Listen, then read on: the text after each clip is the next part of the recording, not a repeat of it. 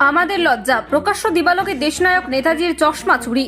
প্রকাশ্য দিবালোকে আরামবাগ মেদিনীপুর 7 নম্বর রাজ্য সড়কের পাশেই গোঘাটের বলরামপুর বাসস্টপে যে চশমাবিহীন নেতাজির পূর্ণাবয়ব মূর্তির পাশে উঠছে জাতীয় পতাকা। 23শে জানুয়ারি নেতাজি সুভাষচন্দ্র বসুর জন্মদিন উপলক্ষে জাতীয় পতাকা তোলা হয়েছে, ফুল দিয়ে শ্রদ্ধা জানানো হয়েছে, কিন্তু নেতাজির চোখে চশমা নেই। ঘটনার পরপরই নিন্দায় সরব হয়েছে গোটা এলাকা জুড়ে। বাংলার দিশা খোঁজ খবর নিতেই স্থানীয়রাই বললেন, নেতাজির পূর্ণবয়ব মূর্তি থেকে চশমা চুরি গিয়েছে। স্থানীয় এক ব্যবসায়ী বলছেন, গতকাল রাতে যখন নেতাজির পূর্ণবয়ব মূর্তিতে পরিষ্কার করা হয় তখনও চশমাটি ছিল। আজ সকালে এসে চশমা দেখতে পাওয়া যায়নি, চশমাটি চুরি গেছে। তবে কে বা কারা এই দেশনায়কের চশমা চুরি করেছে তা অবশ্য প্রকাশ্যে আসেনি। এলাকাটিতে রাতের দিকেও হাইমাস লাইট দিয়ে আলোকিত করা থাকলেও কিভাবে চুরি হলো প্রশ্ন উঠেছে। কারা করলো নেতাজির চশমা চুরি? যেখানে দিনে রাতে পুলিশ পেট্রোলিং থাকে, তাদেরও চোখ এড়িয়ে নেতাজির চশমা চুরি গেল কিভাবে? এই নিয়ে এলাকায় শোরগোল পড়েছে। এই বিষয়ে কি জানাচ্ছেন বিস্তারিত দেখুন। দাদা, আজকের দিনে যে নেতাজির তো চশমা দেখা যাচ্ছে না, কি বলবেন? হ্যাঁ, এইটা আমাদের চশমা ছিল, তবে এখন ইদানিং এখানে টর্চার বেশি চলছে, কারণ চশমা চুরি করে নিয়ে চলে যাচ্ছে। এই জন্য চশমাটা নেই, আমরা চেষ্টা করছি চশমা লাগানোর।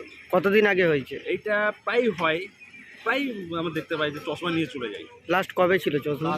লাস্ট না কাল পরশু পর্যন্ত ছিল, লাস্ট না কালকে থাকিনি, তো মাঝে মধ্যে চুরি হয়ে যাচ্ছে। কারা করছে এটা? এরা লোকাল কিছু বলবো কি, লোকাল কিছু মাতাল, হ্যাঁ, যারা এই ধরনের কাজগুলো করছে। প্রতি বছরই হচ্ছে এটা? হ্যাঁ, প্রতি বছর প্রায়, আমরা এটা 3 বছর করছি, কিন্তু চুরির ব্যাপারটা প্রায় হচ্ছে। কি চাইবেন এই যে এরকম হচ্ছে?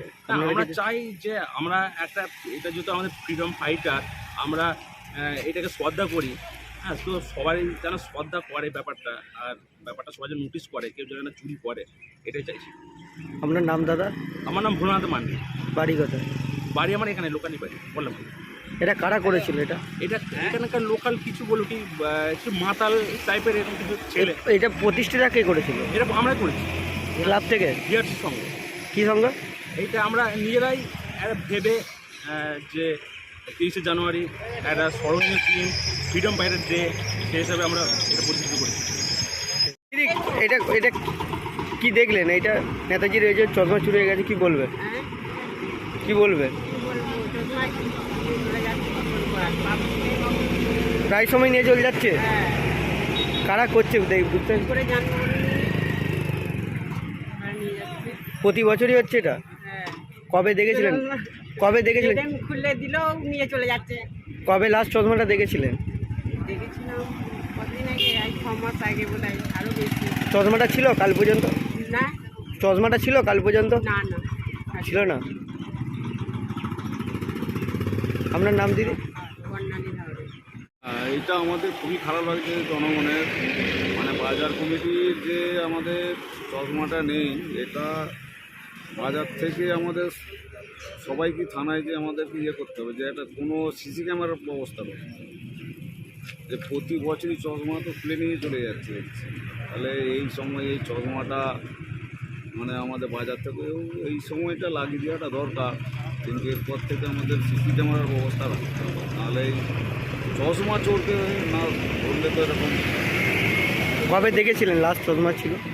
লাস্ট হয়ে গেল বছর নিয়েছিল, তার সত্ত্বেও আবার লাগানো হয়েছিল। কবে ছিল? কাল পর্যন্ত ছিল চশমা? না, কি চাইবেন আপনারা? এইটা সিসি ক্যামেরার ব্যবস্থা করলে খুব ভালো। এরকম একটা দেশবিদ্রোহী তার চশমা নেই, খোলা চশমা, কি বলবো?